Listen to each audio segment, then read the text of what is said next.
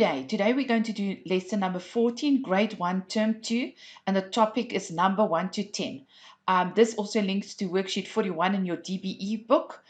I just quickly going to show you that. So that's 41, the worksheet that you can do. Let's just scroll back to the top. Let's go back to the lesson plan then. This is then your CAPS curriculum and how it links to it. Then when we come to this point, the resources and dictionary, here you can pause and you can see all the resources needed. And here's today's word or new word, the dictionary word, cardinal numbers. You can quickly go through it as teacher or parent. Then we're going to start with the lesson. This is where you can ask your children to sit closer or in the classroom to then listen to the questions. So the first question is, whose birthday is it today? What is the date? What is the time?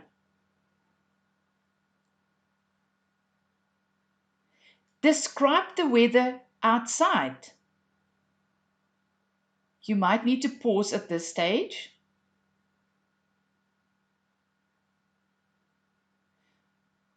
Welcome back. Let's quickly look at direction. Show me left. Show me right. Show me up. Show me down. So let's quickly do it again. Left, right, up, down. Who's absent today? Let's go to counting. So today we're going to work between 0 and 20 in and ones.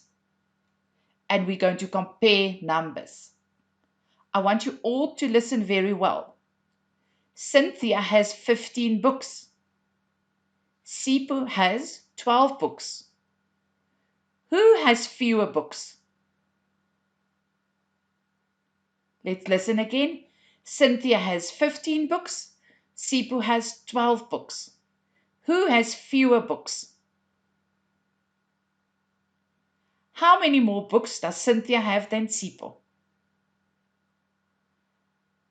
I want you to pause the video and then ask similar questions to your child or to the learners. Remember to stay within the number range, 0 to 20. Welcome back. So the next activity we're going to do is mental mathematics, and we work between the number range 0 to 10.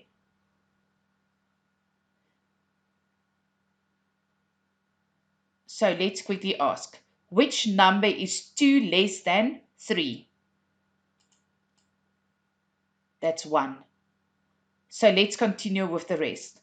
Which number is 2 less than 4?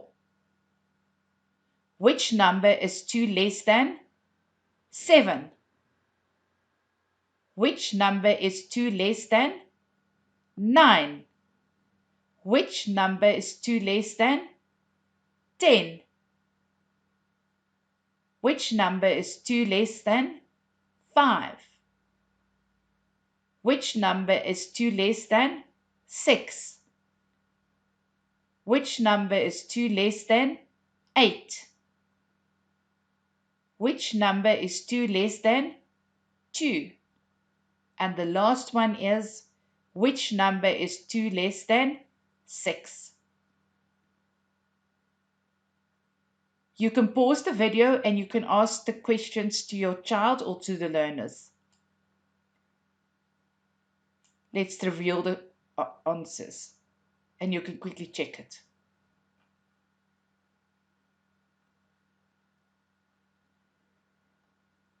Let's go to the concept development. So we're going to look at something called cardinality. Now this is for you and not for the children. So the last object in a set tells the children how many objects they have counted. So children who do not yet distinguish cardinal numbers, for instance 1, 2, 3, from ordinal numbers, first, second and third, may, when you're asked to give you 3, give you the third object, counting on.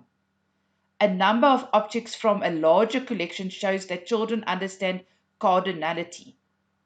So if they have 3 objects and they need to count from there, 4, 5, 6, because they know that the number they stop counting at will give them the total number.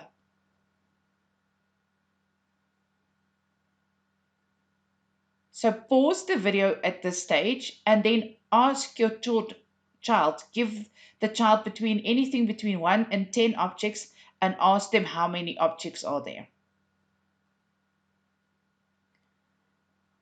Okay, so the following activity can be done on the screen, but I prefer you to do it with concrete resources. So what I'm going to do is we're going to look at these 2 examples. Let me just make sure we can all see it.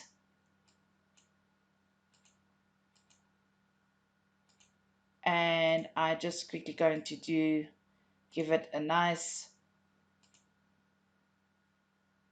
bright outline. So let's quickly look at these 2 pictures. Which ones are easier to count? This one or this one? How many blocks are here? And how many blocks are here? Let's move to the next one. So how many little blocks are here? And how many little blocks are here? Now what's very important that we look at, 5 is blue. So we can say 5, 6. We don't need to recount saying 1, 2, 3, 4, 5. We just say 5, 6. Let's look at this one. How many blocks? Yes, brilliant, 6. So we have 5, 6. Let's move on to the next one. So what we have is 5, 6, 7. Here the same, 5, 6, 7. We try not to count them individually anymore because we know the blue ones will make 5 every time. Let's look at the next example. So what we have is 5, 6, 7, 8. Here we also have 5, 6, 7, 8. I want you to pause and quickly tell me how many blocks are here and how many blocks are here. Let's move on to the next one. So let's quickly see. How many blocks do we have here? Yes, brilliant. It's 5, 6, 7, 8, 9. And here we got 5, 6, 7, 8, 9. And then we're going to do the last one. Now, at this stage, if your eye is well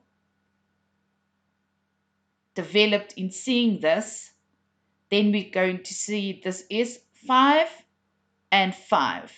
That's what we want. We want you to quickly recognize and see 5 and 5 without counting. So we got 5, we can still go 6, 7, 8, 9, 10, or we can just say we got 5 and 5 is 10. So parents and teachers, you can, at this stage, you can pause or you can follow. So what I'm going to do is I'm going to move this block to any of the groups, and then the learner must say how many in that group. Excellent is 7. 5, 6, 7.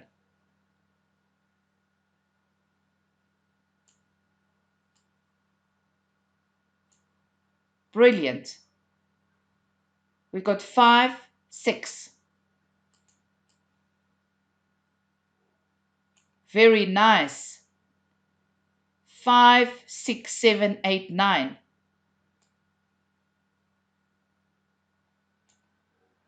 Very good. 5.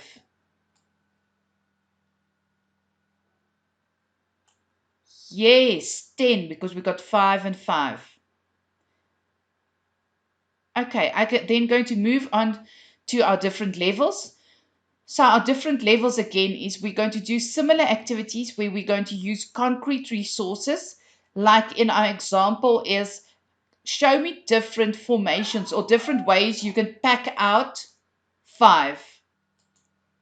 So here are different formations how to pack out 5. Here we got a row. Here we got 2, 1, 2.